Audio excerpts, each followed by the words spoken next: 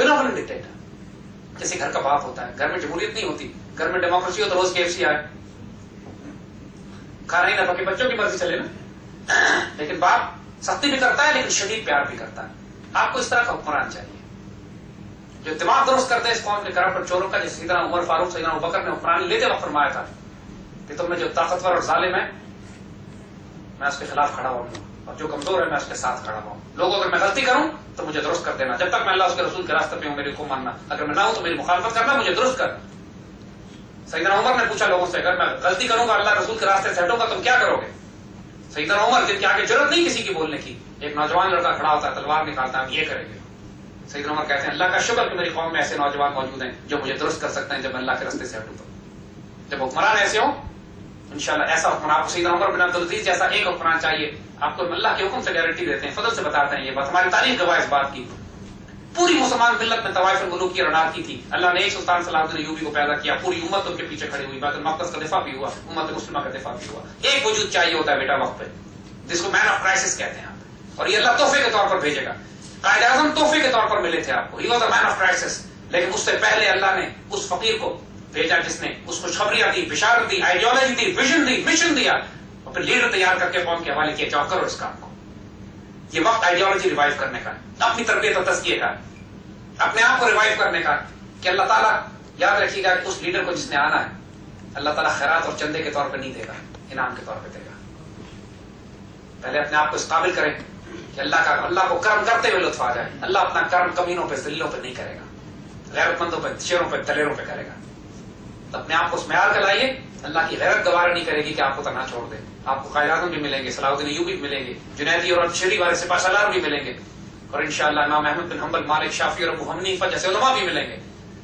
आप फिक्र न करें, इंशाअल्लाह ये सब खैर होने वाली है। लेकिन अल्लाह को हुज्जत न दें, अल्लाह को मौका न दें कि अल्लाह ताला हमारी सजा, ये जो कुछ हुआ, यानी आपको बताते हैं ये बात, 28 जुलाई को एयर ब्लू का क्रैश होता है। उसी दिन ओरिया मकबूल जान का एक आर्टिकल, अगर आप में कोई पढ़ सके, 28 जुलाई को ओरिया मकबूल जान का आर्टिकल छपा था अखबार में, जंग में या नवाए वक्त में शायद, जिसमें उन्होंने कहा था कि अल्लाह ताला जलाल में, अल्लाह के बंदों ने उस वक्त ओरिया को खबर दे दी थी और कहा था अखबार में लिख डालो ये बातें कि अब होने क्या वाला है। ओरिया ने लिखा था, ये बात ऑन रिकॉर्ड मौजूद है कि अखबार में लिखा गया था कि मरगला के पहाड़ों से धुआं उठेगा, सैलाब आएंगे, शहरों में लोग एक दूसरे को कत्ल करेंगे, उसके बाद ज़लज़ला आएगा। ये चारों हो चुके हैं, और फिर कहा गया था कि तौबा का वक्त है, तौबा कर लो। हमने जब ज़लज़ला नहीं आया था उस वक्त हमने ओरिया से पूछा कि 3 तो हो चुके हैं, मरगला के पहाड़ों से धुआं भी उठ चुका है, सैलाब भी आ चुका है, तब तो गारत भी कराची की सड़कों पे हो रही थी। कहने की ज़लज़ला की खबर अभी बाकी है, अभी अज़ाब टला नहीं है। उसके बाद ज़लज़ला भी आया यहाँ पर, अल्लाह ने करम किया कि नुकसान नहीं हुआ, वार्निंग शॉट्स थे खाली। ये उम्मत को तौबा करने का वक्त है बच्चे, ये पूरी उम्मत को इज्तिमाई तौबा का वक्त है। ये बातें जो कुछ हो रही है ना, ये हादसाती नहीं है, अल्लाह के बंदों को एग्जैक्टली मालूम है क्या होने वाला है, स्टेप्स मालूम है, सिर्फ फैसला ये किया जा रहा है कौन खुश नसीब होंगे, कौन बदनसीब होंगे। जज़ाकल्लाह खैर। रहमतुल्लाह जावेद, माशाल्लाह आपकी रूह परवर गुफ्तगू ने रूह ताज़ा कर दी। मुझे याद है वो दिन जब मैं 1947 में अपने वालिद के साथ पाकिस्तान आया, और वो मैंने मनाजर अभी तक, क्योंकि मैं बचपन में था, 5-6 7 साल उम्र थी, तो मुझे वो बातें याद हैं। और पाकिस्तान को बनते हुए देखा। मैं कॉन्वेंट जीसस मैरी में पढ़ता था वहां, और यहाँ आया तो डार्ट यूनिवर्सिटी पे किला गुरजत सिंह में बैठ के 4 आने के स्कूल पर पढ़ा, और सुबह गाड़ी एक नई बड़ी की ले जाती थी और शाम को ले आती थी। लेकिन यहाँ पर मैंने झाड़ू दिया, तरौंका किया, और अपने वालिद की टेबल साफ की, और उसके बाद स्कूल जाता था। तो शब रोज की मेहनत के बाद मैं इस शहर में बहुत बड़ा industrialist employing, about 1000 people in my factories. खुदा ने बड़ी करम नवाजी है। पाकिस्तान को बनाने के सिलसिले में जितनी भी गुफ्तगू की आपने वो बहुत अच्छी है, लेकिन हम अपने जो अतवार हैं, तरीक है, उनसे परे हट गए हैं। उनसे परे हटने की ही ये सजा हमें मिल रही है। अगर हम जो कुरान करीम मुकम्मल ज़ाब्ता हयात है, जिसमें हर चीज का जिक्र है, یہ جو ستارے سیارے اور سپوتنک اور یہ جو اٹامک انرجی سے ان کا ذکر موجود ہے، اس کو صرف جدید طریقے سے غور کرنے کی ضرورت ہے، اور کی ہم نے.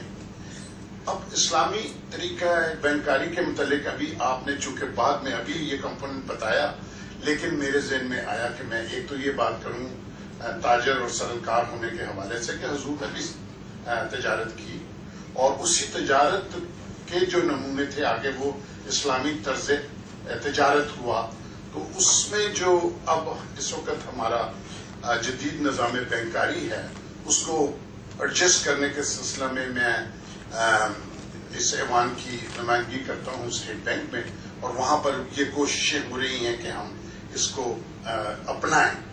لیکن جو اس وقت ہمیں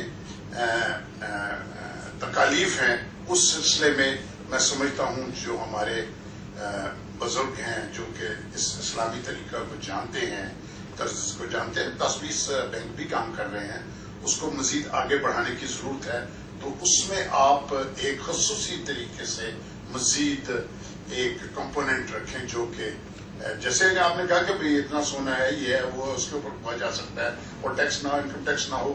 آج کوئی آدمی اس کو ماننے کے لیے تیار نہیں ہے. یہ تو ایک ایسے بات لگتی ہے کہ یار یہ کیا بات کر دی اس آدمی نے، لیکن ہو سکتا ہے کہ یہ بات ہوتی ہو. اس کے بعد طرز تعلیم کی بات میں کرتا ہوں. اب طرز تعلیم میں ہمارا نوجوان آج کا، میں تو کل وہ پاجامہ پہننے والا اور سائیکل پہ جا کے دادا صاحب نماز پڑھنے والا لاہوری ہوں، لیکن آج جو میرا بیٹا ہے وہ اس کا جو طرز تعلیم ہے وہ ایسا ہے کہ اس سے اگر آپ یکلخ تبدیل کریں تو شاید ممکن ہے کہ وہ کام نہ آئے، لیکن اس میں جو قومی جذبہ ہے، جو عزت اور والدین کی پاسداری ہے ان کی، وہ اس میں نہیں ہے. قوم اور مذہب سے دوری ہے. اس کے لیے بھی تو کوئی پیغام ہونا چاہیے. میں سمجھتا ہوں کہ یہ ایک جو آپ کی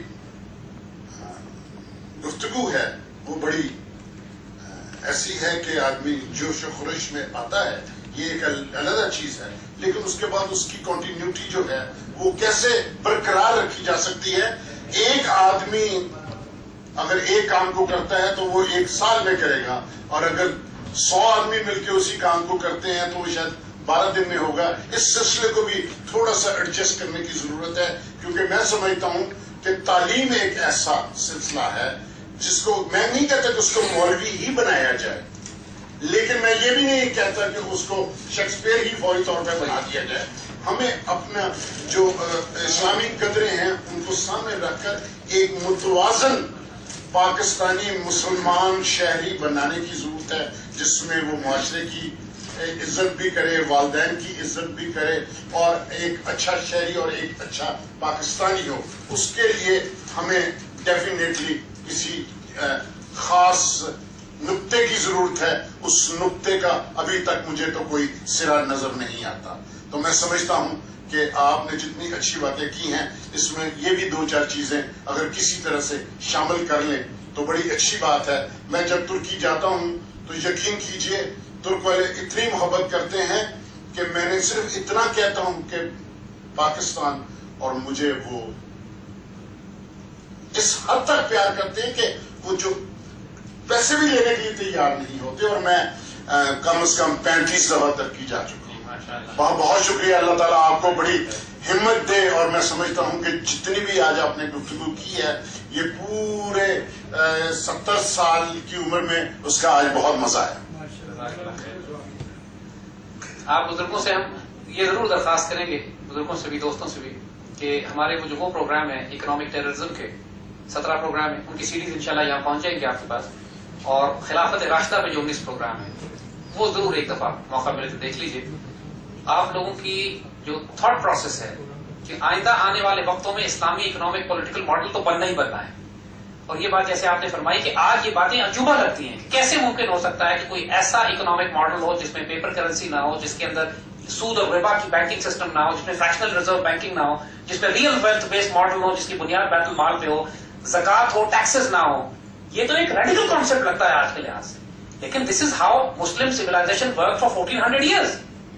پوری دنیا میں اسی طرح ہمیشہ کام ہوتا تھا.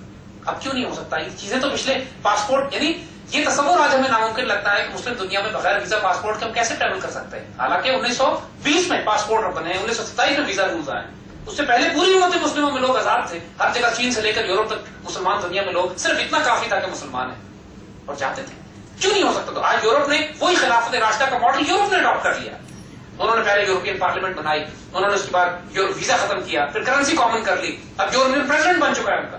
یعنی وہ جو اقبال نے کہا ہے کہ ایک ہو مسلم حرم کی پاسبانی کے لیے، اب تو ایک ہو یورپ کلیسا کی پاسبانی کے لیے ہو چکا ہے. اور وہی ان کا سب کچھ وہ بنا چکے ہیں اپنا. مسلمان سے کہو کہ مسلمانوں میں نہیں ہونے دیں گے، اس کو خلافت کا نام دیتے ہیں، اس کے خلاف اعلان جنگ ڈکلیئر کرتے ہیں، اور خود یورپین یونین ہے، نارتھ امریکن یونین ہے، اب وہ امریکن ڈالر ختم کر کے امیرو کرنسی شروع کر رہے ہیں. ایک نئی کرنسی ہوگی جو میکسیکو، نارتھ امریکہ اور کینیڈا کے درمیان چلے گی. ڈالر ختم ہو جائے گا.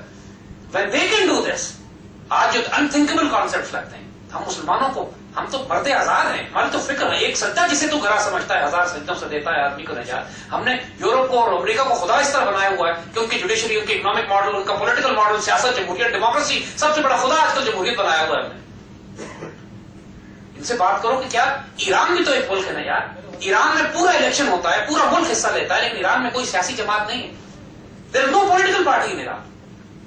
تو کیسی جمہوریت بھی ہو سکتی ہے جس میں کچھ ایسی جماعتیں ختم کر دیں آپ؟ ملتی ہے، یہی بات ہے. یہ اللہ نے یہ زمین، یہ دنیا بنائی ہی جرأت کردار کے، اس کے لیے جرأت رندانہ رکھتے ہیں. بزدل و غیرت کی دنیا ہی نہیں ہے. اللہ سلامت رکھے. جزاک اللہ. کہتے ہیں دلیر ہو کے بقائے دوام ملتی ہے، اپنا حصہ آپ خود لکھا لیں. سر